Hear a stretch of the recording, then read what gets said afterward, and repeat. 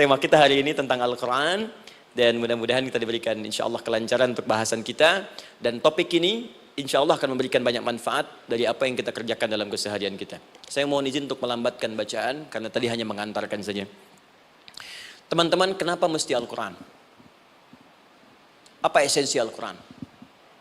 Dan kenapa Al-Quran diwahyukan pada Nabi Muhammad SAW? Apakah khusus untuk sekedar dibaca? Atau ada satu nilai yang sangat penting yang justru itu mengandung nilai mukjizat yang paling dalam dari Al-Quran? Yuk kita mulai dengan Al-Quran surah kedua Al-Baqarah ayat ke-38, paling kanan sebelah atas. Disambungkan dengan Quran surah kedua ayat 185, paling kiri pertengahan di mushaf. Quran surah kedua ayat 38 dengan Quran surah kedua ayat 185. Saya mulai dari kisah Nabi Adam. Saya pelan-pelan.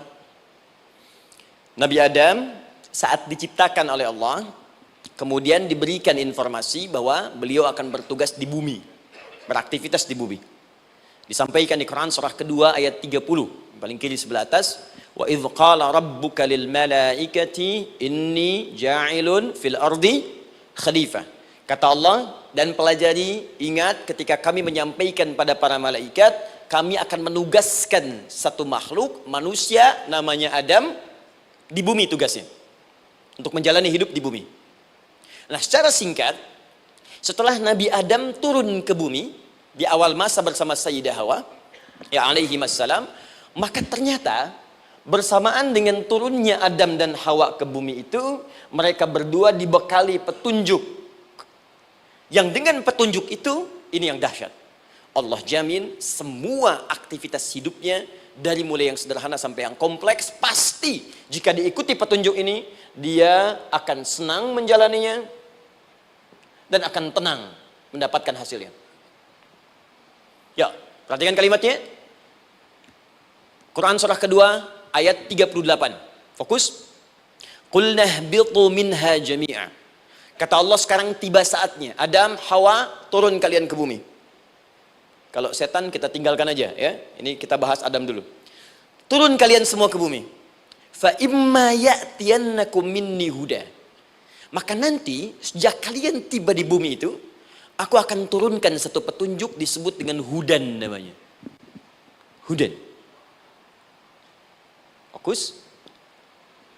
Faman tabi'a hudaya, maka jika Anda dan keturunanmu mengikuti semua detil di petunjuk ini, fala khaufun alaihim walahum yahzanun, maka aku pastikan engkau dan seluruh keturunanmu akan menjalani hidup di muka bumi dengan tenang dan senang. Fala khauf, khauf itu gelisah, takut. Lawan dari takut apa? Tenang. Lawan dari gelisah, tenang. Kata Allah, jika Anda mengikuti tuntunan hidup yang ini, maka saya jamin semua hidupmu tenang. Walahum yahzanun, dan saya pastikan selama hidup di muka bumi itu kalian tidak akan pernah bersedih. Senang. Lawan sedih itu senang. Jadi ternyata kita itu diminta tugas di bumi itu bukan untuk dipersulit. Jadi kalau ada yang hidup sampai saat ini sedih deh, di rumah tangga sedih, di kantor nggak tenang, pasti di antara poinnya bukan nggak mampu senang, tapi boleh jadi yang hidup ini tidak membaca petunjuk kehidupannya. Anda kerja di perusahaan, teman-teman ada yang di Pertamina, ada yang di yang lain. Kalau Anda nggak ikuti petunjuk, kan pekerjaan tidak akan berlangsung dengan nyaman kan? Kalau Anda nggak ikuti aturannya, bagaimana bisa mengerjakan petunjuk itu dengan nyaman? Maka apalagi hidup yang kompleks, kata Allah, sejak Adam saya turunkan, sudah ada petunjuk kehidupan, saya namakan dengan hudan. Anda ikuti petunjuk ini, maka langsung jaminan dari Allah, semua yang Anda jalani dalam hidup, pasti saya jamin senang dan tenang. Petunjuk ini disebut apa? Hudan. Nah, agak cepat. Di setiap masa, Nabi Adam selesai hidupnya, generasi kemudian berkembang, datang lagi Nabi Nuh, sampai ke Nabi Muhammad SAW. Perhatikan baik-baik. Setiap berganti generasi akan turun hudan sesuai dengan kebutuhan masyarakatnya pada saat itu. Baik, Nabi Musa menerima kitab apa namanya? Nabi Musa Taurat. Taurat disebut hudan dalam Al-Quran. Muncul Nabi Musa, kitabnya disebut Taurat. Perhatikan baik-baik. Tahukah teman-teman ketika Taurat disebutkan dalam Al-Quran? Buka Quran surah ke-17. Ya, ayat yang kedua. Wa ataina Musal kitaba. Kami berikan kepada Musa kitab. Lihat. Wa ja'alnahu hudan li bani Israel. Dan kitab yang kami berikan itu, yang disebut Taurat, Ali Imran ayat yang ketiga. Wa anzalat Taurata wal Injil. Kami berikan Taurat kepada Musa. Nah, saat Allah turunkan Taurat itu, hudan li bani Israel. Isi Taurat ini adalah petunjuk kehidupan khusus untuk Bani Israel saja. Umatnya Musa. Jadi kalau umat Nabi Musa mengikuti petunjuk hudan, Taurat ini, kata Allah, saya jamin semua hidupnya tenang dengan senang. Nabi Isa turun Injil. Injil disebut hudan dalam Al-Quran. Dan yang terakhir, saya cepat karena waktu kita terbatas. Ketika Allah menurunkan Nabi Muhammad SAW dan dipilih sebagai Rasul, maka saat yang bersamaan beliau pun diberikan petunjuk untuk umatnya. Dan dahsyatnya, petunjuk itu pun disebut dengan hudan. Buka Quran surah kedua, ayat 185. Syahrul Ramadan alladzi unzila fihi al-Quran. Di bulan Ramadan itu, kata Allah, saya turunkan Al-Quran. Kenapa saya turunkan Al-Quran? Hudal linnas. Saya jadikan Quran ini sebagai petunjuk, pedoman hidup linnas, bukan terbatas untuk satu komunitas, tapi untuk seluruh manusia sampai kehidupan berakhir. An-Nas disebutkan 241 kali dalam Al-Quran, menunjuk pada semua manusia tanpa kecuali. Ini bedanya Al-Quran dengan kitab sebelumnya. Taurat hanya untuk kalangan tertentu saja. Jadi selesai nabinya, selesai kitabnya. Injil hanya kalangan tertentu saja. Nabinya selesai, selesai kemudian misinya. Tapi Al-Quran tidak. Ini kalimat pertama langsung dari Allah. Walaupun nabinya wafat, tapi karena Al-Qurannya didesain oleh Allah untuk seluruh manusia sampai kehidupan berakhir, maka pasti Al-Quran itu di setiap masa akan mampu dijadikan pedoman dalam kehidupan. Jadi prinsip pertama, ketika Allah menurunkan Al-Quran, sebenarnya tujuan utamanya bukan sekedar dibaca. Tapi di dalamnya itu ada petunjuk hidup, Pak, Bu. Dan yang buat, yang menciptakan kita. Bukankah Anda kalau ingin memperbaiki sesuatu akan datang kepada penemunya, penciptanya? Anda punya handphone, ada masalah, kan datangnya ke counter handphone. Anda punya mobil, ada persoalan, bukankah datangnya ke dealer? Sekarang kita ingin tahu persoalan hidup kita. Ingin tahu gambaran hidup kita. Ingin tahu misi dan visi hidup kita. Kemana kita kemudian bertanya? Pada pencipta kita. Nah, kata Allah, ketika saya utus manusia pertama kali ke bumi, saya sudah turunkan bagaimana cara menjalani kehidupannya. Dan ternyata berita baiknya untuk kita diberikan oleh Allah satu petunjuk utuh, langsung disebutkan, isinya disebut dengan Al-Quran. Jadi dari Al-Fatihah sampai dengan An-Nas, dia bukan bacaan biasa. Semua di dalamnya ada petunjuk kehidupan kita dari mulai bahkan dalam kandungan sampai kita wafat kepada Allah Subhanahu wa taala. Kalau diikuti petunjuk ini, langsung turun jaminan dari Allah. Hidup kita pasti akan tenang dan nyaman. Saya bacakan cepat ya. Tapi nggak usah ditulis, nanti kalau teman-teman agak terlambat mengikutinya, Anda buka kembali rekamannya, Anda boleh runtutkan kembali. Saya baca cepat saja, dan ini insya Allah Anda hanya akan temukan dalam Al-Quran. Nanti saya berikan rahasia di akhir sebelum kita akhiri. Yuk, satu, Anda silahkan bandingkan dengan buku manapun, referensi manapun, Anda hanya akan temukan dalam Al-Quran.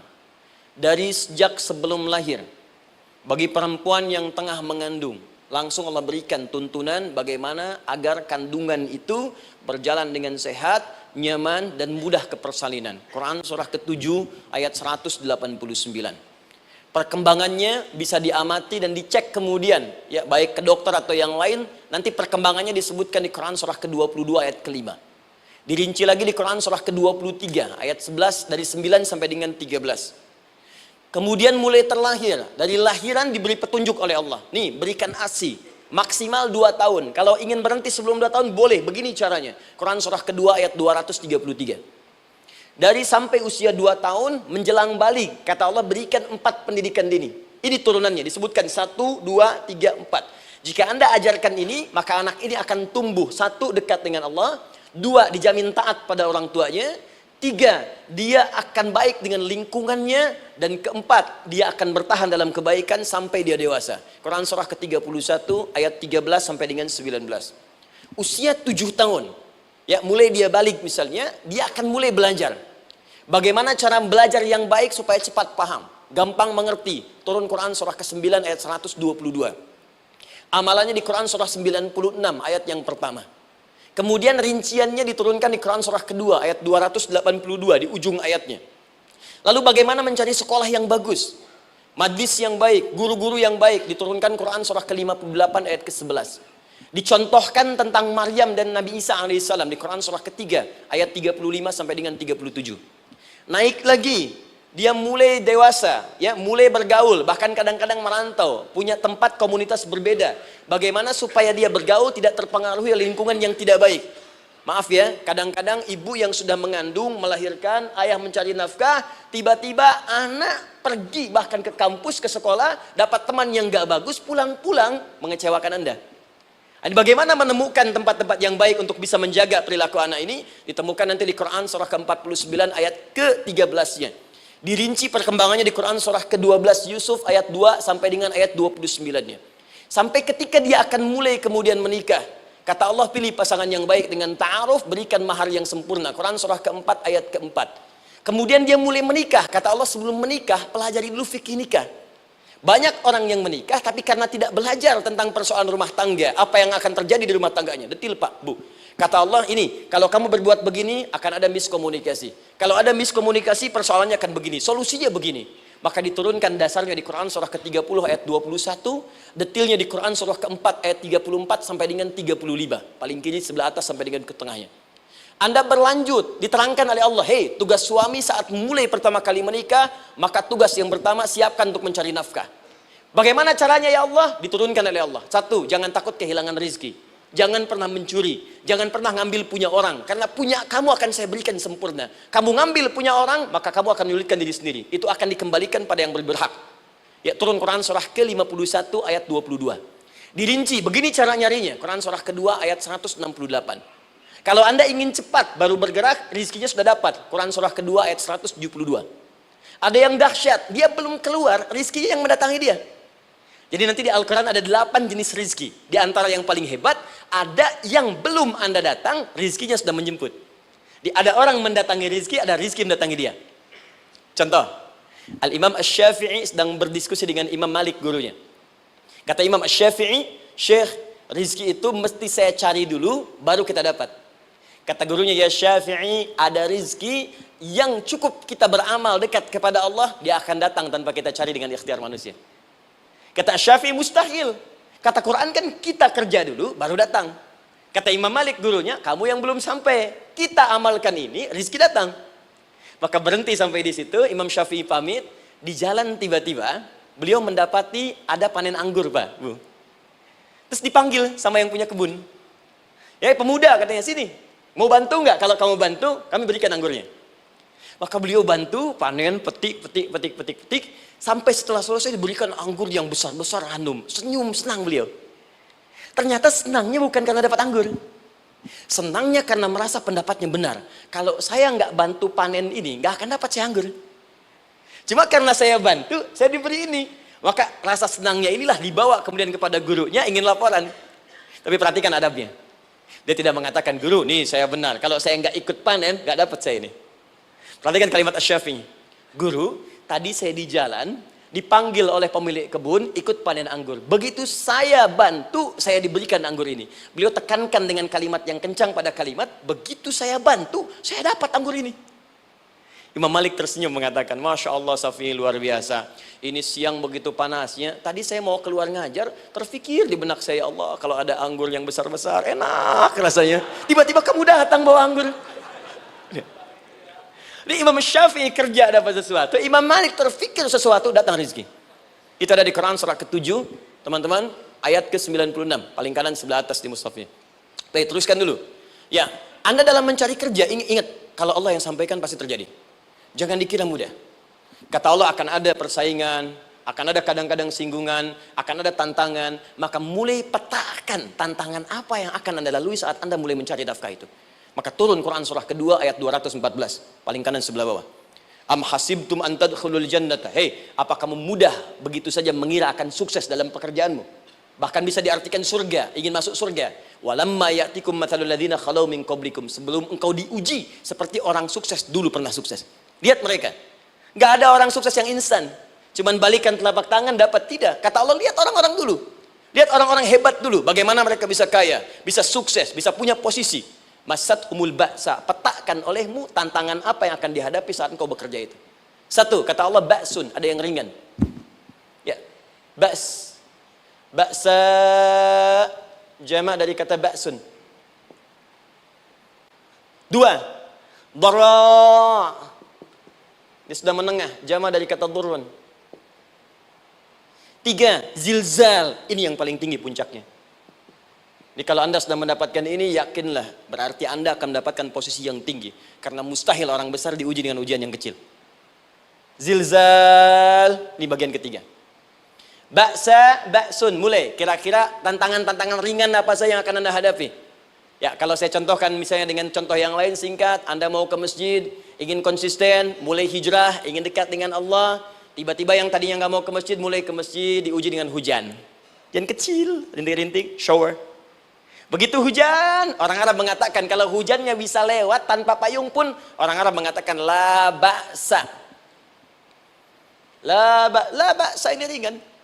Orang kita sambungin, labas. Dari bahasa Arab, lewat. Nah, jadi kalau Anda mau berangkat nih, siap bekerja, siap hadapi tantangan. Baru mau lewat hujan kecil, berarti itu tantangan kecil kita lewati.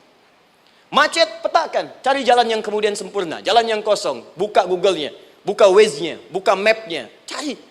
Jadi kalau pada yang kecil aja belum kita lewati, bagaimana mendapatkan yang besar? Anda mau ke masjid, dikasih hujan kecil, mau berangkat gak jadi. Papa, kenapa gak jadi? Hujan mah, kan ada payung, takut riak. Tuh. Setelah itu darwa, maaf, tantangan fisik. Kadang-kadang mulai ke fisik, mulai mengganggu. Ya, maaf, dirincikan kemudian oleh Al-Quran. Turun Quran surah ke-21, ayat 87 sampai 88, kisah Nabi Yunus alaihissalam. Yunus beraktivitas, bekerja, bukan berarti nggak ada tantangan. Kadang-kadang dibawa, kadang-kadang diusir, kadang-kadang Anda dapat misalnya proyek, kadang-kadang sudah mulai masukkan tender, tiba-tiba gagal, diserobot orang. Kadang-kadang orang yang dapat, Anda yang ngajukan, itu biasa. Kata Allah itu biasa, bukan cuma Anda, yang lain pun ada. Bukankah Allah ajarkan kisah Sayyidah Hajar alaihissalam dengan Ismail? Bukankah bolak-balik naik Safa Marwah, kadang di atas, kadang di bawah, kadang lihat peluang, sampai Marwah ternyata bukan air. Terkadang Anda yang bekerja, tim yang lain yang mendapatkan, karena kerja keras Anda, bisa jadi terjadi. Bukankah yang kerja keras Hajar, yang dapat Ismail? Mungkin Anda yang konsep, yang dapat minyaknya orang lain. Mungkin Anda yang kerja, kan yang suksesnya teman Anda, gak ada masalah. Dan itu kemudian akan bermanfaat bagi Anda. Tidak mungkin setiap keringat yang keluar dari diri kita mustahil, kecuali akan melahirkan manfaat yang kembali pada diri kita. Tantangan. Tapi yang paling dahsyat, ini yang gak ditemukan. Di sebagian referensi yang kita baca. Ketika Allah menjelaskan semua tahapan-tahapan tantangan ini, sampai ke puncaknya zilzal. Zilzal itu kalau bahasa sekarang gempa. Ada ujian yang menggoncang hati kita. Ketika Anda kerjakan, ya Allah, tantangannya dahsyat. Kenapa mesti saya, ya Allah? Kau nggak selesai-selesai, ya Allah. Itu wajar, teman-teman. Itu biasa. Kata Allah, orang dulu saja mengatakan, mata nasrullah, kapan ini selesai? Berbahagialah kalau teman-teman sudah mendapatkan tantangan puncak yang paling tinggi ini. Ini artinya, Allah sedang mempersiapkan Anda menjadi orang besar di kemudian hari. Dan cara mengatasinya, diturunkan Quran, surah ketiga, ayat 142. Paling kiri sebelah atas. Perhatikan dahsyatnya. Yang pertama diterangkan tantangannya, yang kedua dijelaskan cara mengatasinya. Saya mau berhenti sampai di titik ini, nanti saya terangkan cara berinteraksi dengan Al-Quran. Ya, perhatikan baik-baik. Kata Allah, jika kelak engkau sudah bisa memetakan tantangan ini, maka siapkan solusi untuk mengatasinya. Ayatnya dibuka dengan kalimat yang sama persis. Saya pernah sampaikan teori ini di dua perusahaan besar di Indonesia. Yang pertama, ada salah satu perusahaan, karena ini direkam saya nggak sebutkan perusahaannya, perusahaan otomotif besar, sedang turun gratis, kemudian juga ada inflasi yang tinggi. Terus saya terangkan teori Quran. Dia praktekkan berhasil, Pak. Padahal saat itu saya presentasi di depan non-muslim. Non-muslim. Sales-sales se-Indonesia dikumpulkan, saya bedah tentang ini. Dan mereka berhasil. Sampai sekarang naik lagi. Yang kedua sama, ini direkturnya juga non-muslim. Tapi nggak apa-apa, kita diskusi. Dan mau mendengar teori ini. Dan praktekkan, naik. Ya, dulu di satu perusahaan minyak juga. Sedang turun-turun, karyawan semua dikumpulkan. Lalu kita bahas tentang ini, kita terangkan. Yang ini yang paling menarik dari Al-Quran. Kalimatnya sama persis. Quran surah ketiga, ayat 142. Am hasibtum an tadkhulul jannata. Apa Anda duga akan begitu mudah mendapatkan kesuksesan dalam hidup. Tolong fokus baik-baik. Jangan selalu mengartikan jannah dengan surga. Karena asal kata jannah itu artinya kesuksesan, kebahagiaan yang belum tampak. Surga, kenapa disebut dengan jannah? Karena itu puncak kebahagiaan kita yang belum nampak sekarang. Saya kasih rahasia ya. Ini antara kita saja nih. Kalau ada kata jim dengan nun di depannya, itu pasti tidak nampak, tersembunyi. Apapun tambahannya. Ya, misal, jin kenapa disebut dengan jin? Karena memang ketika diciptakan, dia tidak tampak, tersembunyi. Lawannya ins, karena itu kita disebut ins, karena saat lahir kita tampak. 18 kali disebutkan dalam Al-Quran. Ya ma'syaral jinni wal ins, wa ma khalaqtul jinna wal ins. Jadi jin disebut jin karena memang fitrahnya tersembunyi, nggak nampak. Jadi kalau ada jin melakukan penampakan, itu jin sedang kena masalah. Sedang keluar dari fitrah. Sama dengan manusia, harusnya tampak. Jadi kalau ada manusia yang senang sembunyi-sembunyi, dia sama dengan, bukan saya yang bilang, sedang punya masalah. Ke kantor, sembunyi-sembunyi, hati-hati Pak Alfian tuh. Biasa ada pintu depan, masuk pintu belakang. Suami di rumah, buka WA, sembunyi-sembunyi, Bu hati-hati tuh. Pulang lewat pintu belakang, berarti sedang punya persoalan dalam hidup. Setiap ada jim dengan nun, pasti tersembunyi. Ibu punya janin, rahim, dalam rahim ada janin. Kenapa disebut dengan janin? Jim, nun, ya, nun. Karena sosok itu belum nampak dalam pandangan kita. Nanti kalau sudah lahir, baru tampak. Jannah, kenapa disebut jannah? Karena belum tampak dalam pandangan kita. Nanti kelihatan. Karena itu dalam Al-Quran, kata jannah itu tidak dikhususkan dengan surga. Tidak dikhususkan dengan surga. Kadang-kadang menunjuk aspek kesuksesan yang belum tampak. Anda mau ngebor minyak, minyaknya belum tampak. Belum kelihatan. Anda mau kerja, ya hasilnya kan belum tampak, baru ikhtiar sekarang. Karena itu orang Arab disebut kaya kalau mereka mendapatkan kebun yang tak tampak sebelumnya. Kebun anggur, bukan kurma, kalau kurma banyak. Kebun anggur, ada apel, ada jeruk, sampingnya ada sungai-sungai, disebut dengan jannah. Ya, kalau punya unta, nggak kaya di Arab, biasa. Karena yang kelihatan padang pasir, unta, hitam, merah, biasa. Tapi kalau sudah punya kebun anggur, yang sulit di padang pasir ada kebun, itu baru disebut kaya.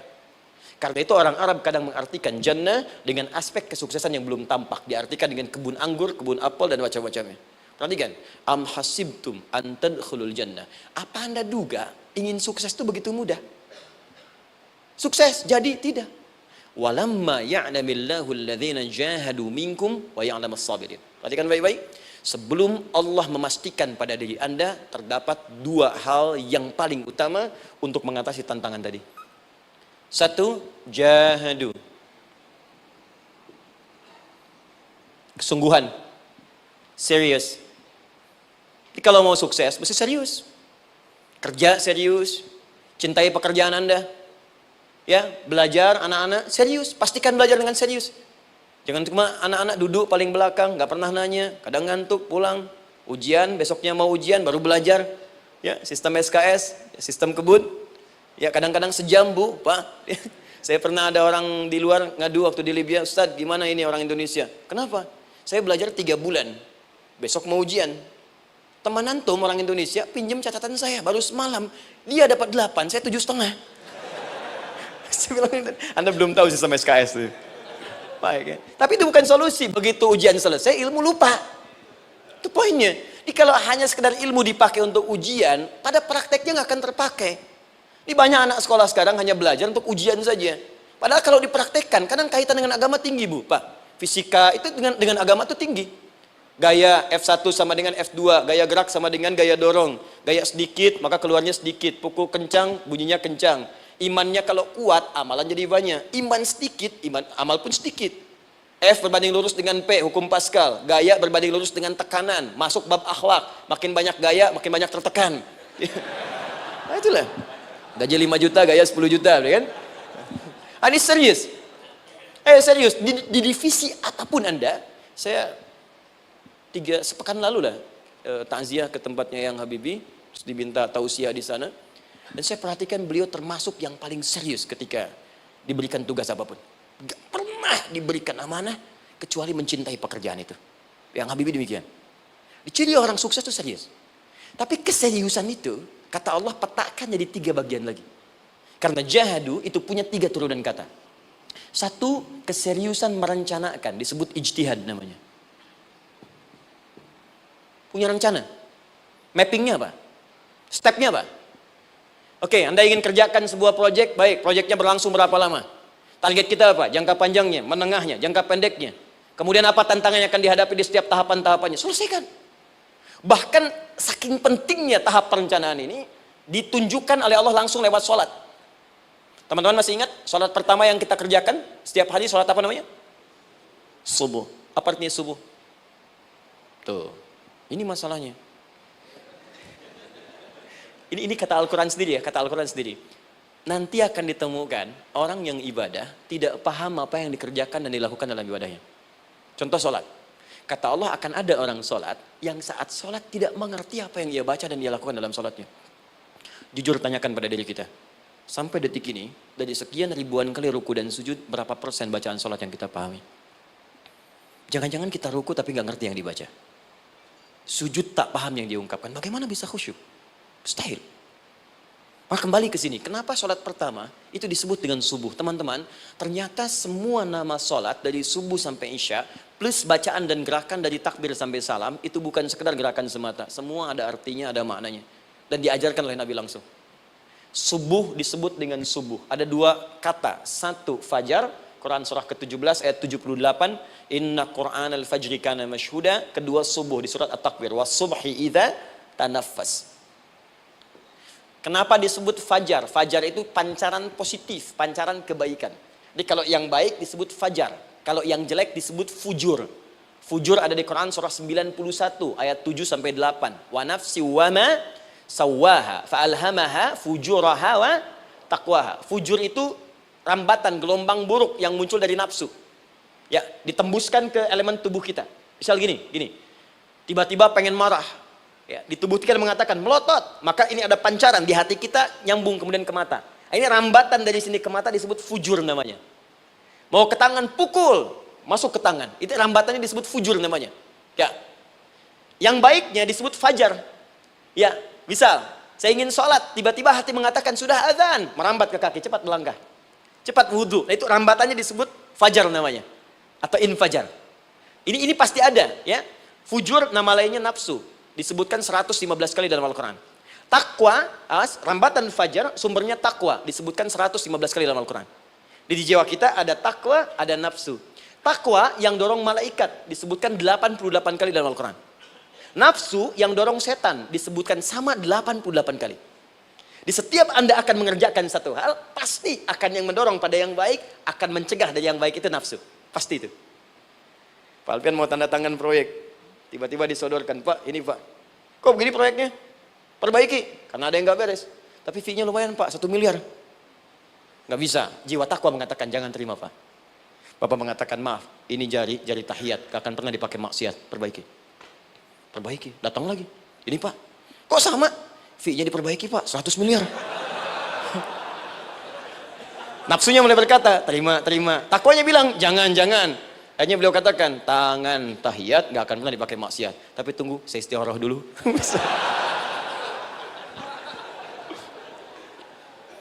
Nah, waktunya, ini salatnya disebut fajar. Kenapa disebut fajar? Karena saat kita tidur, terus dengar suara azan, Allahu Akbar, maka memancar dari iman kita, rambatan untuk merespon suara itu. Bangun kita untuk menunaikan salat. Waktunya disebut subuh.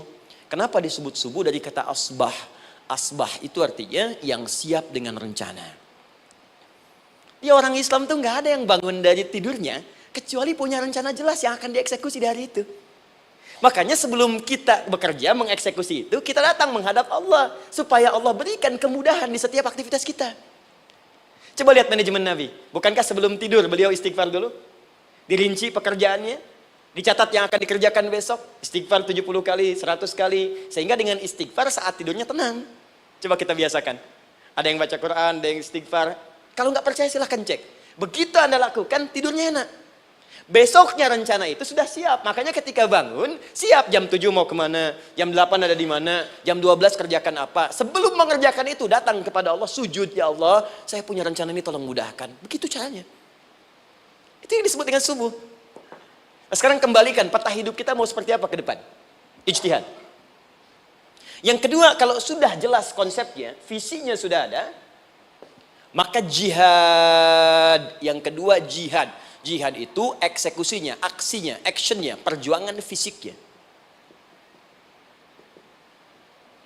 Rencananya apa? Tahajud malam nanti. Bismillah. Jam berapa? 2:30. Baik, yuk kita mulai rencanakan. Eksekusi rencananya. Bagaimana cara kita bangun 2:30? Pasang alarm. Jam berapa alarm dipasang? 3 kali. Pertama 1:30, kedua 2 kurang 1/4, ketiga jam 2 lewat 1/4. Baik. Alarm pertama untuk mematikan alarm kedua. Alarm kedua matikan alarm ketiga. Ketiga siap-siap. Baik. Siap, bangun. Jihad. Awas, ini penting ya, jihad itu jangan dipersempit maknanya kepada situasi peperangan saja, tidak. Banyak jihad itu luas sekali medannya. Karena jihad itu perjuangan fisik. Dan maaf sekali, dalam konteks perang pun bukan menyerang orang. Tapi membela diri saat diserang. Di Islam itu bukan agama ekspansi. Cek di sejarah, nggak ada Islam menyerang. Yang ada itu membela diri saat diserang. Atau saat orang lain dizalimi dan kita diminta untuk terlibat, kita membantu. Ini bukan dalam konteks sekarang yang banyak dibincangkan. Tembak orang, bom orang, nyerang orang. Bukan. Itu waktu kejadian bom Tamrin itu pertama, saya di Lampung posisinya. Itu begitu meledak, tuar. Pertanyaan pertama Pak di Balista ini, Ustadz, apakah bom di Jalan Tamrin termasuk jihad fisabilillah? Saya bilang, Pak, sependek pengetahuan saya, jihad fisabilillah itu jihad di jalan Allah, bukan di Jalan Tamrin. Kaidahnya beda. Nah, misal mencari nafkah itu jihad. Cari nafkah jihad. Quran surah keempat ayat 34, paling kiri sebelah atas. Tugas pertama ketika menikah kata Allah, ar-rijalu qawwamuna 'alan nisa. Setiap lelaki itu diminta oleh Allah untuk mengatur bagian rumah tangganya. Jadi pemimpin di rumah tangganya. Ya bima faddalallahu ba'dahum 'ala ba'din, karena diberikan kemampuan untuk memimpin. Di pemimpin itu ada di suami. Dan ciri khas pemimpin, Bu, biasanya ciri khas pemimpin apa, Bu? Bukan tegas, bukan. Ciri khas pemimpin itu tidak mau dipimpin. Makanya kalau ada sesuatu, masukkan lewat usulan, jangan beri saran. Kalau saran susah, itu pemimpin. Baik, tapi yang paling luar biasa kata Allah, perhatikan kalimatnya indah sekali. Wa bima anfaqu min amwalihim. Saya berikan tugas untuk mencari nafkah. Ketika seorang lelaki bertugas mencari nafkah, ingat ya, konteks apapun, kalau perempuan nanti bekerja bukan nafkah poinnya. Bisa hobi, ya, bisa aktivitas, tapi nafkah kalau sudah menikah itu ada pada suami. Perempuan tidak. Kalaupun tidak dilarang perempuan bekerja, tidak. Sayyidah Aisyah mengajar, ada yang para sahabiah jadi perawat, ya, ada yang pengajar. Banyak dulu sahabat Nabi yang perempuan mengajar. Ya, kan ada pelajaran-pelajaran khusus perempuan. Ya, ada bagian perawat, ada dokter. Ini kan yang ngandung perempuan, masa yang perisa laki-laki? Ya, ada bagian perempuan tertentu. Itu silahkan bekerja boleh, tapi nafkah laki-laki. Begitu lelaki meniatkan pekerjaannya karena Allah untuk mencari nafkah, itu setiap langkahnya jihad fisabilillah. Wafat, syahid. Maaf ya, apakah selama Anda bekerja sudah diniatkan ibadah? Jangan-jangan cuma kerja aja. Kalau cuma kerja, apa bedanya Anda dengan yang belum beriman? Anda wafat juga. Kerja di gedung yang sama, berangkat menemukan kemacetan yang sama. Apa bedanya iman kita dengan yang lain? Satu, kita pasti wafat, pasti pulang. Dan kita nggak bisa pilih, ya nggak bisa pilih. Antum bisa duluan, saya belakangan mungkin. Atau ditukar, saya belakangan, Anda duluan mungkin. Atau memang saya bisa duluan, ya duluan menyolati Anda. Oke, paham ya? Jadi ibu di rumah jihad, Bu, pada anak, perawat, mengandung itu sudah jihad. Jadi kalau wafat dalam proses saya melahirkan atau sedang mengandung itu syahid. Itu jelas nggak ada perbedaan pendapat. Anak-anak yang sekolah niatkan ibadah, Bu, Pak. Mohon maaf ya, mesti ada bedanya. Iman kita di rumah mesti itu terpancar kepada anak-anak. Ajarkan mereka sekolah yang baik. Pilih sekolah yang mengajarkan sholat, mengajarkan baca Quran. Sekarang banyak kok. Fisikanya bagus, Qurannya bagus, kimianya bagus, sholatnya juga bagus. Cari. Kalau bisa dunianya bagus, akhirat bagus, kenapa hanya pilih dunia saja? Siapkan. Itu jihad. Terakhir, tidak mudah mengeksekusi ini, pasti ada tantangan yang ketiga, namanya mujahadah. Mujahadah. Tantangan mengatasi gejolak jiwa. Kadang-kadang malas, capek, ya belum eksekusi dilakukan, sudah berdebat pada yang tidak penting, sehingga tidak menghasilkan kesimpulan. ragu-ragu, khawatir, maka atasi semua itu. Turun Quran surah kedua ayat 216. Kutiba alaikumul qitalu wa huwa kurhul lakum. Kalau engkau sedang tidak nyaman, maka perangi ketidaknyamanan itu jika engkau ingin mendapatkan kesuksesan yang telah engkau cita-citakan. Asa an takrahu syai'an fa huwa khairul lakum. Boleh jadi apa yang engkau tidak rasakan sekarang, engkau rasakan gak enak, gak nyaman, di balik itu Allah sedang siapkan sesuatu yang lebih baik untukmu. Wa asa an tuhibbu syai'an fa huwa syarrul lakum. Mungkin yang engkau harap-harap sekarang boleh jadi itu belum baik untukmu sekarang. Allahu ya'lamu wa antum la ta'lamun. Karena Allah lebih tahu masa depan, engkau pikiranmu pendek sampai di sini saja. Maka teman-teman sekalian, kembalikan lagi, tidak pernah Anda akan temukan dalam Al-Quran kecuali bimbingan hidup yang semuanya nyata. Silahkan cek. Itu baru pekerjaan. Belum ibu di rumah, ibu capek merawat anak, kadang mengeluh, kadang nangis. Turun Quran surah ke-17 ayat 23. Kadang-kadang ada beda pendapat dengan suami, Quran surah ke-4 ayat 34 sampai 35. Masalah kondangan saja Pak, bisa beda pendapat. Ya. Ya Pak, kan ada family gathering malam, Mama pakai baju apa ya? Hijau apa yang biru? Masya Allah, kata Anda biru bagus mah. Kata Mama kayaknya hijau deh Pak. Tuh. Nanya tapi udah punya jawaban. Ya, bagus kalau dipakai, begitu keluar kuning.